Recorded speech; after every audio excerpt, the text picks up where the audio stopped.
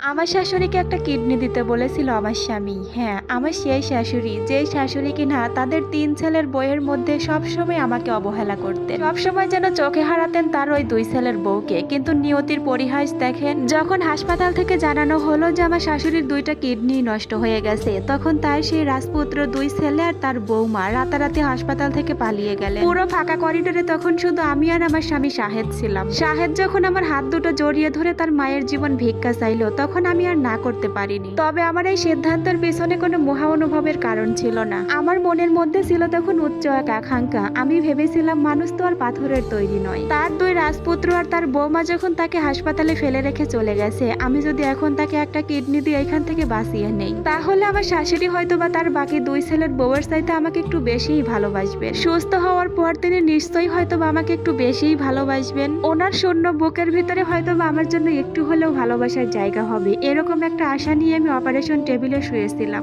নিজের শরীরের একটা অঙ্গ কেটে দেওয়ার পর ওনাকে সুস্থ করিয়ে তারপরে বাড়ি ফিরে আনলাম। অপারেশনের পর সমস্ত ধকল কাটিয়ে ওঠার কয়েকদিন পরের কথা। দুপুরবেলা শাশুড়ি আম্মা বাড়ির সবাইকে বসার রুমে ডেকে পাঠালেন। শাশুড়ি আম্মার ডাক শুনে হাসপাতাল থেকে যে ২ সুপুত্র পালিয়ে গিয়েছিল, তারা কোথা থেকে যেন উড়ে এসে জুড়ে বসলো। শাশুড়ি আম্মা তখন বসার ঘরে সোফার উপর বসে গম্ভীর গলায় বললেন, আমি মৃত্যুর ঘর থেকে ফিরে এসেছি, কিন্তু আমার কখন যে কি হয়ে যায় তা তো আর বলা যায় না। তাই আমি নিজে থেকেই একটা সিদ্ধান্ত নিয়েছি। আমার বাড়ি গাড়ি অর্থ সম্পদ যা কিছু আছে, আমি বেঁচে থাকতেই সবকিছু আমার ছেলেদের নামে লিখে দিয়ে যেতে চাই। এই কথাটা শোনা মাত্রই বড় বউ আর ছোট বউয়ের মুখখানা যেন খুশিতে একদম গদগদ হয়ে উঠলো। তারা যেন হাতে চাঁদের ছোঁয়া পেল। শাশুড়ি আম্মা তখন চাটুকারিতা করতে করতে এক বাক্যে তার কথা শেষ করলেন। আমি আর শাহেদ তখন ঘরের এক কোণে দাঁড়িয়ে ওনার মুখের দিকে তাকিয়ে রইলাম। আমার বুকের ভেতরটা তখন অদ্ভুত এক আকাঙ্ক্ষায় কাঁপছিল। আজ বুঝি আমার জীবনের সমস্ত অবহেলার দিন শেষ হয়ে গেল।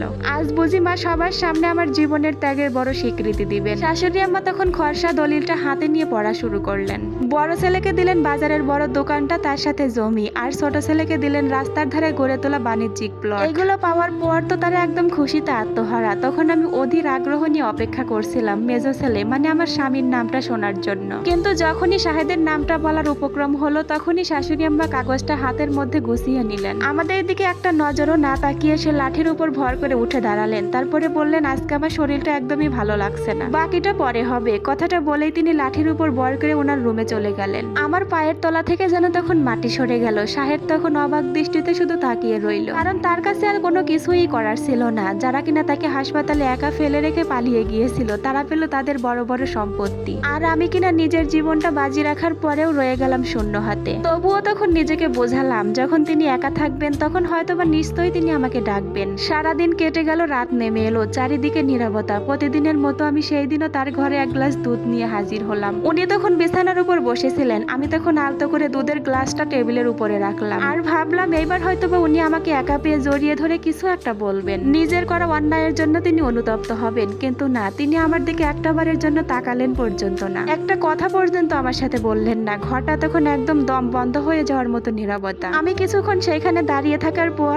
এক বুক কষ্ট নিয়ে ওনার রুম থেকে বের হয়ে এলাম। এরপর থেকে এভাবেই চলতে লাগলো দিন। তারপরে আরো কয়েকদিন বাড়ির সবার আচরণ ঠিক আগের মতোই রয়ে গেল, আর আমার শাশুড়ি সেই পাথরের মতো নীরবতাও সে আর ভাঙলো না। নিজের শরীরের অঙ্গ কেটে দেওয়ার পরে ওনার মনের ভিতরে থাকা সেই অবহেলাটুকু আমি দূর করতে পারলাম না। সেই রাতের পর থেকে বাড়ির হাল যেন একদম ধীরে ধীরে পরিবর্তন হতে শুরু করলো। বাড়ির বড় বউ আর ছোট বউ চাটুকারিতার হাল ছেড়ে দিয়ে তারা এখন রানীর মতো থাকতে শুরু করলো। যে শাশুড়িকে তারা হাসপাতালের বিছানায় ফেলে রেখে পালিয়ে গিয়েছিল, সেই শাশুড়ির রুমটাই এখন তারা দখল করে নিয়েছে, কারণ বাকি সম্পত্তিটুকু তো হাতানো এখনো বাকি আছে। আর আমি অপারেশনের দগ্ধ